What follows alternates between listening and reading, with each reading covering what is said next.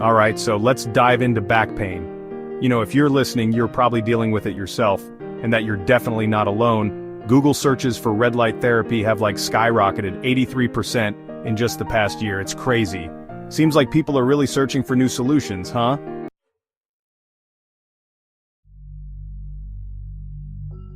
And it's interesting because even though all this hype is pretty recent, red light therapy itself isn't actually new at all. It goes all the way back to the 90s. And get this, it started with NASA. Wait, NASA? Like the astronauts in spaceships, NASA? Yeah, exactly. They were doing these experiments using LED lights to help plants grow in space. But then, they stumbled onto something totally unexpected. Those same lights were helping their astronauts heal faster, like skin lesions and stuff. That's kind of how it all started.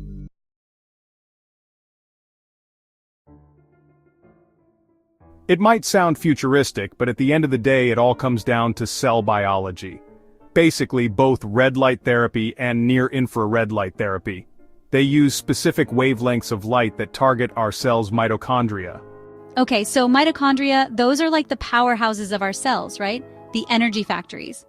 Exactly. And when we talk about pain, especially chronic pain like in the lower back, it often comes down to inflammation and those cells just not working at their best. What red light therapy can do is it can actually penetrate deep into the tissues and stimulate the production of ATP, which is like the fuel our cells need to function properly. So it's kind of like jump-starting those tired cells, giving them the energy they need to repair and heal. Yeah, that's a great way to put it, and what's even cooler is that red light, especially near infrared light, it can actually reach those deep tissues in the lower back where a lot of that pain originates.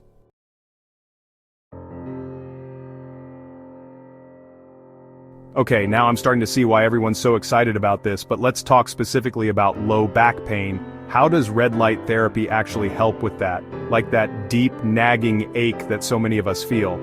Well, think about it this way. When you take a painkiller, it basically just masks the pain signals. Red light therapy is different. It actually tries to address the root cause of the problem by stimulating cellular energy and reducing inflammation right at the source. It helps your body heal naturally. There was a study in 2017 published in Pain Medicine, and they found that red light therapy significantly reduced both pain and disability in people with chronic low back pain. So it's not just covering up the pain, it's actually helping your body fix itself. That makes a lot of sense.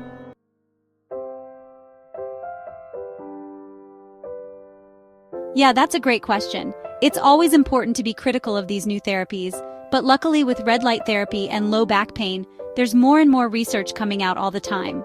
A study in 2020 published in Photomedicine and Laser Surgery found that red light therapy was really effective at reducing pain and improving function in people with acute low back pain. And that's just one study. There are a ton more coming out all the time looking at how red light therapy could help with all sorts of pain and inflammation.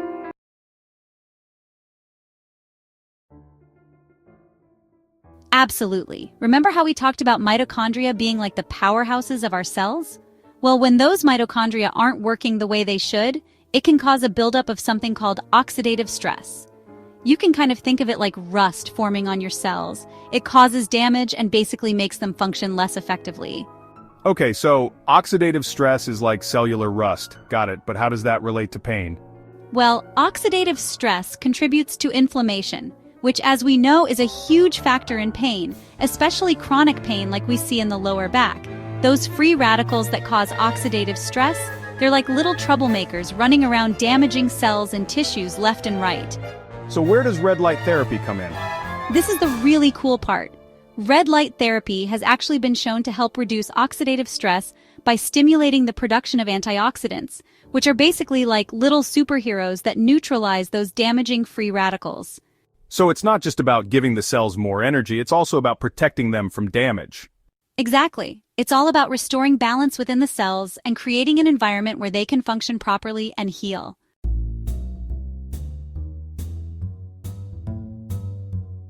That's a great question. First things first, it's super important to choose a high-quality device and make sure you're getting it from a reputable brand. Not all red light therapy devices are created equal. You want to be sure you're getting the right wavelengths of light, especially those near-infrared wavelengths we talked about earlier. So quality and the right wavelengths are key. What else is important? Consistency is huge. Just like any therapy, You need to make red light therapy a regular part of your routine to see the best results. Most manufacturers recommend daily sessions, usually somewhere between 5 and 20 minutes, depending on the device and what you're using it for. So, it's not a quick fix, you gotta stick with it for the long haul. Are there different types of red light therapy devices out there? Oh yeah, definitely. You've got panels, wands, even belts specifically for your back. Panels cover a larger area, while wands are more focused. And belts are great if you want to be hands-free, so you can do other things while you're using it.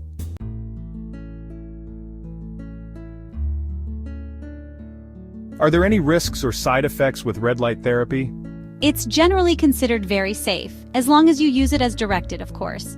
But as with anything, it's always a good idea to talk to your doctor before you start, especially if you have any underlying health conditions, or if you're pregnant or breastfeeding. Always good advice. Yeah. Better safe than sorry. Are there any situations where someone shouldn't use red light therapy? Yes, there are a few contraindications. For example, people with certain eye conditions like macular degeneration should avoid it. And if you're taking any medications that make you more sensitive to light, you'll definitely want to talk to your doctor first.